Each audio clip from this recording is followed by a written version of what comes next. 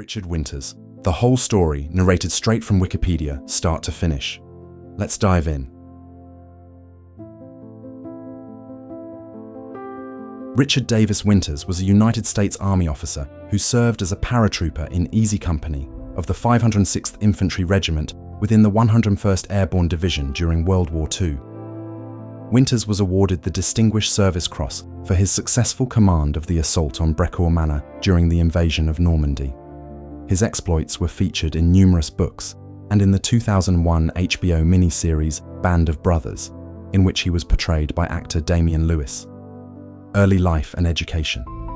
Winters was born in New Holland, Pennsylvania, to Richard and Edith Winters on January 21, 1918. The family soon moved to nearby Ephrata and then to Lancaster when he was 8 years old. He graduated from Lancaster Boys High School in 1937 and attended Franklin and Marshall College. At Franklin and Marshall, Winters was a member of the Upsilon chapter of Delta Sigma Phi fraternity and participated in intramural football and basketball. He had to give up wrestling, his favorite sport, and most of his social activities in favor of his studies and the part-time jobs that paid his way through college. He graduated in June 1941 with a bachelor's degree in economics, earning the highest academic standing in the business college. Military service, Second World War, training. Winters wrote in his memoirs that he chose to volunteer for induction under selective service after graduating from college and complete the required 1 year of service, rather than waiting for a conventional call-up at a later date that might interrupt a promising business career, subsequently availing himself of any future service commitment should the United States remain neutral. Though Winters felt a strong sense of duty, he had no desire to get into the war. Winters was inducted into the Army on August 25, 1941, at the New Cumberland Reception Center near Harrisburg, Pennsylvania. In September, he was assigned to Camp Croft, South Carolina, for basic training. While the rest of his fellow trainees were deployed to units stationed in the Panama Canal Zone in early December, Winters remained at Camp Croft to help train draftees and other volunteers. In April 1942, 4 months after the United States entered World War II, he was selected to attend Officer Candidate School, OCS, at Fort Benning, Georgia. There he became friends with Lewis Nixon, with whom he would serve throughout the war. He was commissioned as a second lieutenant in the infantry after graduating from OCS on July 2, 1942. During his officer training, Winters decided to join the parachute infantry, part of the US Army's new airborne forces. Upon completing training, he returned to Camp Croft to train another class of draftees, as there were no positions available in the paratroopers at that time. After 5 weeks, he received orders to join the 506th Parachute Infantry Regiment, 506th PIR, at Camp Toccoa in Georgia. The 506th was commanded by Colonel Robert Sink. Winters arrived at Toccoa in mid-August 1942 and was assigned to Company E, 2nd Battalion, 506th PIR, which later became better known as Easy Company, in accordance with the contemporaneous Joint Army-Navy phonetic alphabet. Serving under First Lieutenant Herbert Sobel, Winters was made platoon leader of 2nd Platoon, earning a promotion to First Lieutenant in October 1942 and made acting company executive officer, although this was not made official until May 1943. The 506th PIR was an experimental unit, the first regiment to undertake airborne training as a formed unit. The training at Toccoa was very tough. Of the 500 officers who had volunteered, only 148 completed the course. Of 5,000 enlisted volunteers, only 1,800 were ultimately selected for duty as paratroopers. On June 10, 1943, after more tactical training at Camp McCall, North Carolina, the 506th PIR was attached to Major General William Lee's 101st Screaming Eagles Airborne Division. Later in the year, they embarked on the Samaria and arrived in Liverpool on September 15, 1943. They proceeded to Aldbourne, Wiltshire, where they began intense training for the Allied invasion of Europe planned for spring 1944. In November and December 1943, while Easy Company was at Aldbourne, the tension that had been brewing between Winters and Sobel came to a head. For some time, Winters had privately held concerns over Sobel's ability to lead the company in combat. Many of the enlisted men in the company had come to respect Winters for his competence and had also developed their own concerns about Sobel's leadership. Winters later said that he never wanted to compete with Sobel for command of Easy Company. Still, Sobel attempted to bring Winters up on trumped-up charges for failure to carry out a lawful order. Feeling that his punishment was unjust, Winters requested that the charge be reviewed by court-martial. After Winters' punishment was set aside by the battalion commander, Major Robert L. Strayer, Sobel brought Winters up on another charge the following day. During the investigation, Winters was transferred to the headquarters company and appointed as the battalion mess officer. In the wake of this incident, several of the company's non-commissioned officers, NCOs, delivered an ultimatum to the regimental commander, Colonel Sink, threatening to surrender their stripes unless Sobel was replaced. Winters tried unsuccessfully to talk them out of taking this step. Sink was not impressed by the threat, and several of the NCOs were subsequently demoted or transferred out of the company. Nevertheless, he realized that something had to be done and decided to transfer Sobel out of Easy Company, giving him command of a new parachute training school at Chilton Foliot. Winters' court-martial was set aside, and he returned to Easy Company as leader of 1st Platoon. Winters later said he felt that despite his differences with Sobel, at least part of Easy Company's success had been due to Sobel's strenuous training and high expectations. In February 1944, First Lieutenant Thomas Meehan was given command of Easy Company. Summer 1944. Meehan remained in command of the company until the invasion of Normandy, when at about 1:15 a.m. on June 6, 1944, D-Day, the C-47 Skytrain, transporting most of the company headquarters section, was shot down by German anti-aircraft fire, killing everyone on board. Winters jumped that night and landed safely near Sainte-Mère-Église.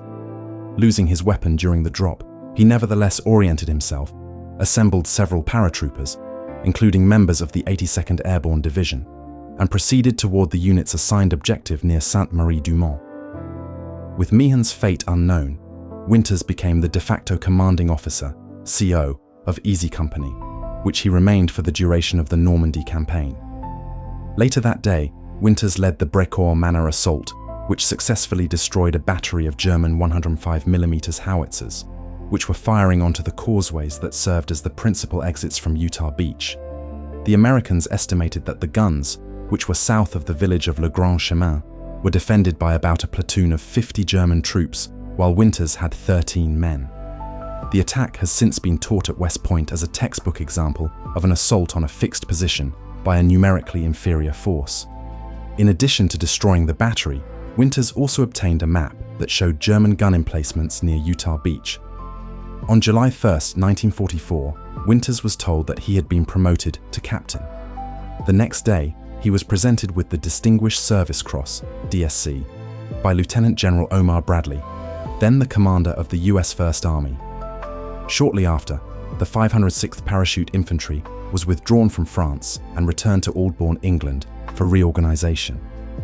The citation for his DSC reads as follows: "The President of the United States of America, authorized by Act of Congress, July 9, 1918, takes pleasure in presenting the Distinguished Service Cross to First Lieutenant Infantry Richard D. Winters, ASN 01286582, United States Army, for extraordinary heroism in connection with military operations against an armed enemy while serving with Company E, 2D Battalion, 506th Parachute Infantry Regiment, 101st Airborne Division, in action against enemy forces on 6th of June 1944 in France. First Lieutenant Winters, with 7 enlisted men, advanced through intense enemy automatic weapons fire, putting out of action 2 guns of the battery of 4 88mm that were shelling the beachhead. Unswerving in his determination to complete his self-appointed and extremely hazardous task, First Lieutenant Winters and his group withdrew for reinforcements. He returned with tank support, and the remaining 2 guns were put out of action, resulting in decreased opposition to our forces landing on the beachhead. First Lieutenant Winters' heroic and determined leadership exemplify the highest traditions of the military forces of the United States and reflect great credit upon himself, the 101st Airborne Division, and the United States Army." Autumn 1944. In September 1944, the 506th PIR parachuted into the Netherlands, near the village of Son, north of Eindhoven, as part of Operation Market Garden, a combined airborne and armoured operation. On 5th of October 1944, a German force attacked the 2nd Battalion's flank and threatened to break through the American lines. At the same time, 4 men in an Easy Company patrol were wounded. Returning to headquarters, they reported they had encountered a large group of Germans at a crossroads about 1,300 yards, 1,200 m, to the east of the company command post. Realizing the seriousness of the situation, Winters took one squad from 1st Platoon and moved off toward the crossroads, where they observed a German machine gun firing to the south toward the battalion headquarters from a long distance. After surveying the position, Winters led the squad in an assault on the gun crew. Soon after taking the position, the squad took fire from a German position opposite them. Estimating this position was held by at least a platoon, Winters called for reinforcements from the rest of the 1st Platoon and led them, and a platoon from Fox Company in a successful assault. Later it was discovered there had been at least 300 Germans. On October 9th, Winters became the battalion executive officer, XO, following the death of the battalion's former XO, Major Oliver Horton. Although this position was normally held by a major, Winters filled it as a captain. The 101st Airborne Division was withdrawn to France soon afterward. Winter 1944-1945 and spring 1945. On December 16, 1944, German forces launched a counter-offensive against the Western Allies in Belgium, starting the Battle of the Bulge. The 101st Airborne Division was trucked to the Bastogne area 2 days later. Still serving as XO of the 2nd Battalion, Winters helped defend the line northeast of Bastogne near the town of Foy. The entire 101st Airborne and elements of the 10th Armoured Division battled about 15 German divisions, supported by heavy artillery and armour, for nearly a week before Lieutenant General George Patton's US Third Army broke through the German lines surrounding Bastogne, reopening ground supply lines. After being relieved by Patton, the 2nd Battalion attacked Foy on January 9, 1945. On March 8, 1945, the 2nd Battalion was moved to Haguenau in Alsace, after which Winters was promoted to Major. Shortly afterwards, Robert Strayer, now a Lieutenant Colonel, was elevated to the regimental staff, and Winters took over as acting commander of the 2nd Battalion. In April, the battalion carried out defensive duties along the Rhine before moving to Bavaria later in the month. In early May, the 101st Airborne Division received orders to capture Berchtesgaden. The 2nd Battalion set out from the town of Thaler through streams of surrendering German soldiers and reached the Alpine retreat at noon on 5 May 1945. 3 days later, the war in Europe ended. Post-war assignments.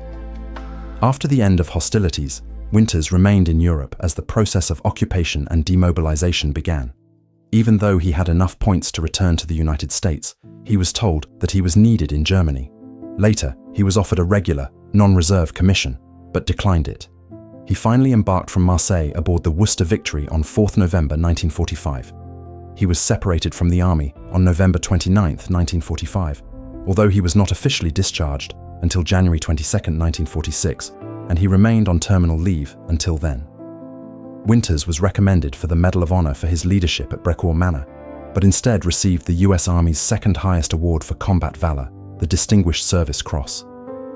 After the release of the Band of Brothers television miniseries, Representative Tim Holden, DPA, introduced a bill asking the president to grant the medal, but the bill died in the House Armed Services Committee Subcommittee on Military Personnel in 2007.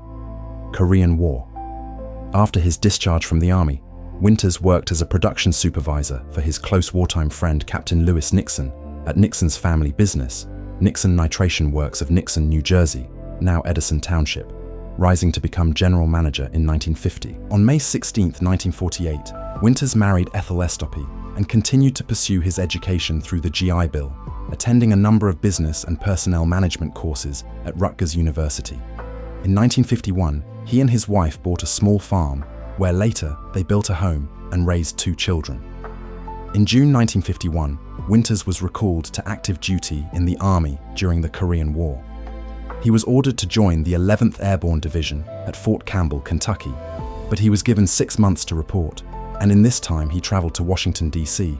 to speak to General Anthony McAuliffe in the hope that he could convince the Army not to send him to Korea. He explained to McAuliffe that he had seen enough of war, and apparently McAuliffe understood his position, but explained that he was needed because of his command experience. Winters then reported to Fort Dix, New Jersey, where he was assigned as a regimental planning and training officer. While at Fort Dix, Winters became disillusioned with his job, finding that he had little enthusiasm for training officers who lacked discipline and did not attend their scheduled classes. As a result, he volunteered to attend Ranger School, where he passed and became a ranger. He then received orders to deploy to Korea and traveled to Seattle, where, during pre-deployment administration, he was offered the option of resigning his commission, which he accepted. Later life. In 1972, Winters went into business for himself, starting his own company and selling animal feed products to farmers throughout Pennsylvania. Soon afterward, he moved his family to Hershey, Pennsylvania. He retired in 1997, aged 79. During the 1990s, Winters was featured in a number of books and television series about his experiences and those of the men in Easy Company. In 1992, Stephen Ambrose wrote the book Band of Brothers, Easy Company, 506th Regiment, 101st Airborne from Normandy to Hitler's Eagle's Nest, which was subsequently turned into an HBO miniseries Band of Brothers, with Damian Lewis portraying Winters.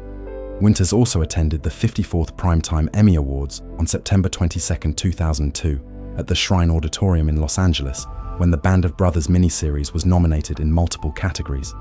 When it won Outstanding Miniseries, one of 7 wins.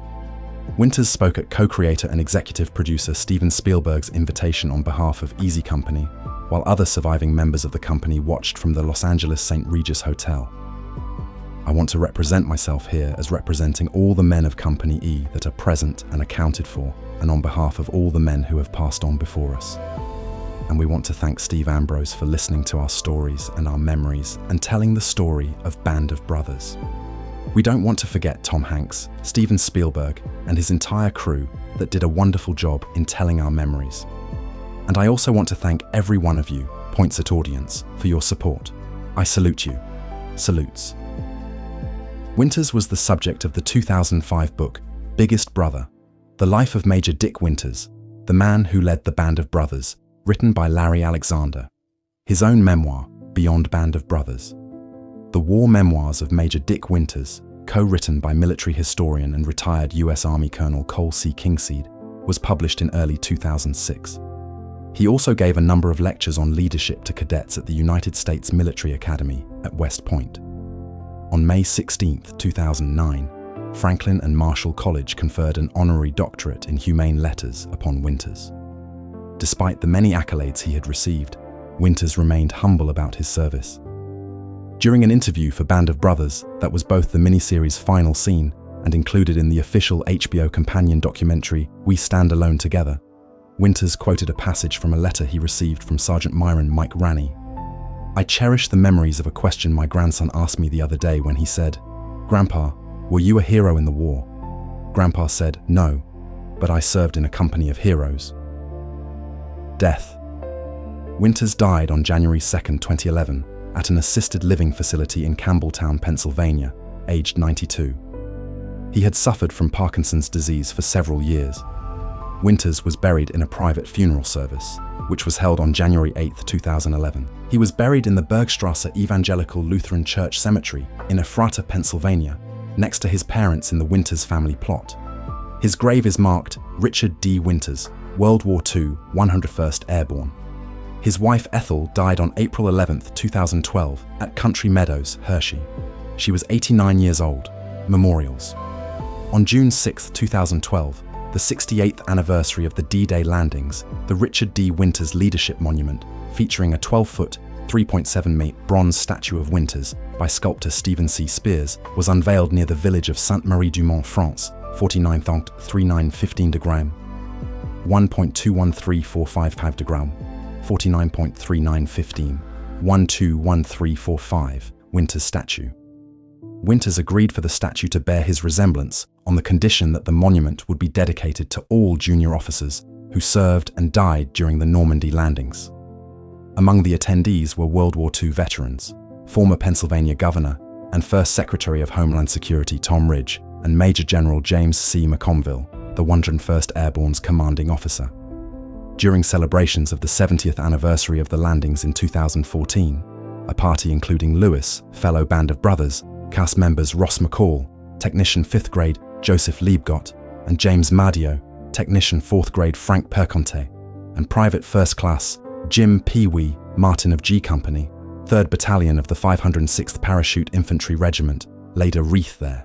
A cast of the sculpture was placed in Ephrata, Pennsylvania, in a plaza on the Ephrata to Warwick Linear Trail Park, near Railroad Avenue and East Fulton Street, where Winters lived with his family from ages 2 to 8. That statue was dedicated on May 25, 2015. Some of Winters' World War II uniforms and memorabilia are on display at 2 museums. December 44th Museum, Battle of the Bulge, La Glaise, Belgium. Gettysburg Museum of History, Gettysburg, Pennsylvania. In 2019, a US merchant vessel owned by Sealift Incorporated was renamed the MV Madge Richard Winters. That's the complete article. If you made it this far, you'll love the rest of the channel. Subscribe for a new Wikipedia deep dive every single day. The next video is on screen now, and if there's a topic you want narrated, drop it in the comments. Thanks for watching.